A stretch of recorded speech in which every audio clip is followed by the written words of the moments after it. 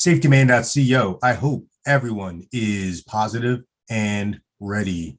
Today, we're going to talk about something we hope we never see, but in America, in the world, with cell phones, with eyes and cameras everywhere, we could come across seeing something that is uncomfortable or even illegal.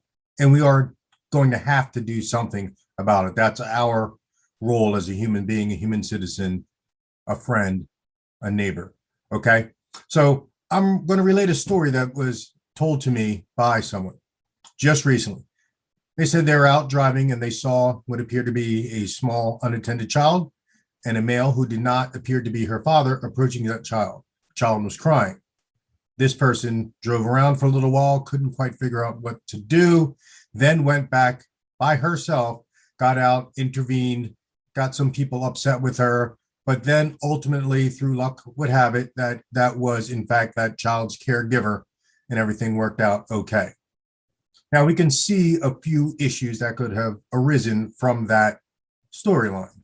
Number one, there's the social issue. Okay, I didn't say it at first, but I'll say it now. The child was black, the man was white and had a beard. Didn't look like a biological match. It's 2021, that can happen. But let's just say somebody complained. Do you want to wear that complaint? Yes, I'll do anything to save a child. And of course, so will I. Just better be able to explain it on court and in front of cameras and TV. Number two, the person approaching the child was an adult, much larger than my witness. Do you think there could have been a problem there? Yes. My witness, now as part of the problem, could have been assaulted, shot, taken away, kidnapped, run over with a vehicle, stalked. All manner of negative objects could have happened to her or him. Number three, let's say she did interrupt some sort of a crime in progress, whether it be meeting for sexual relations, meeting for a kidnapping, or just a planned straight up kidnapping or parental kidnapping. That father is not supposed to have that child on that day. So he sees the child across the street at the park, pulls up. He's not suspicious to the child because that's his daddy. He gets in the car and leaves. And now we have a interference with custody because this person potentially got involved. What do you think me? What do you think I, a 27-year law enforcement veteran who cares about people, would want my wife to do should she see something similar to that? I care about her, but I care about all these other people in the world too. Number one, be a good witness. Keep yourself safe. Don't get in the affected area. Keep yourself safe. I know I said it twice because it's important. Don't get in the affected area. Be quiet. Become a good witness.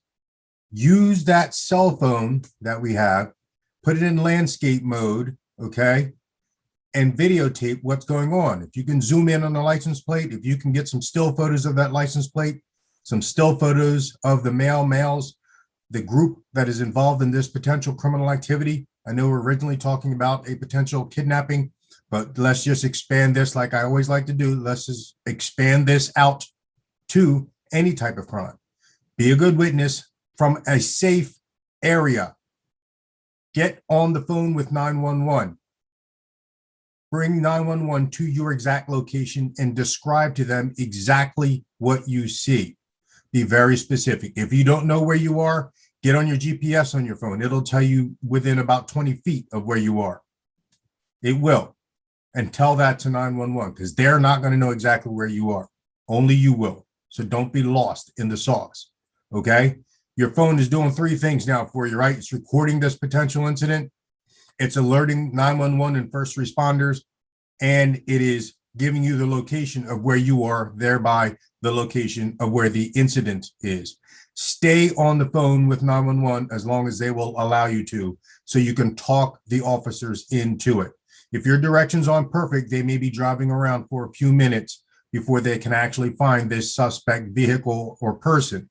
And with you in a safe location on the phone with 911, able to tell the officer, tell him to turn right, turn right. He's right in front of that basketball court. He's right in front of those big grove of trees. Yes, he's looking right at him. Tell him, stop, stop, stop. He's right there. As an officer for 25 years, that was the best news we used to get. that kind of talking ourselves in. It's like one of those laser guided bombs, man. It's coming in, and we just keep getting accurate, timely, actionable intelligence until we get right down on top of that target. And then we can do what we're there to do: investigate. Excuse me, sir, what's your name? How old are you? Do you have identification? Separate the people. Ask the little child, what's your name? Where's your parents? Where do you live? How old are you? Okay. And then we'll start to figure it out from there, right? Everybody is safe at that point. There'll be people out there saying, no, as soon as officers get involved, the safety level goes down. That's ridiculous. There's no science, there's no studies, and there's no anecdotal evidence that I'm aware of in my 27 years of law enforcement experience and training that says that that's remotely true. When the police are involved, things are safer. The only people who choose to make it unsafe are the people who are trying to get away from committing a crime. So the police are there. We got everybody separated. We identify everybody. We determine who's supposed to be with whom,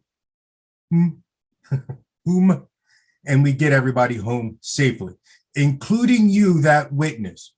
Because again, in the beginning, when I started talking about all the potential ways this thing could have ended negatively for the witness, we could have lost our suspect, never to be found again, for him to go kidnap, rape, and kill some other child, come back and kill you because he thinks that you can identify him. We've lost that. You could have gotten killed or assaulted right there on scene because you interrupted something he had been planning for some time, right? We know you want to do the right thing. I'm just trying to guide you into how the best, safest, most effective way to do that is. I hope you see me. This isn't saying you did something wrong. This is saying, God bless you, and we are glad that there are people like you that care so much. Because when you told me this story, the passion in your voice was so real that it just made me so happy that I couldn't tell you this when you were talking to me on the phone about it. I'm using this as a springboard to make a video so I can keep people like you wanting to do the right thing, arm them with the best tools, technology, techniques to go and do it the right way, the safe way, the most effective way to get everybody back to where they're supposed to be. So that's this episode of Being Ready with Safety Man. Safety Man, CO. All my people are always ready. Stay safe.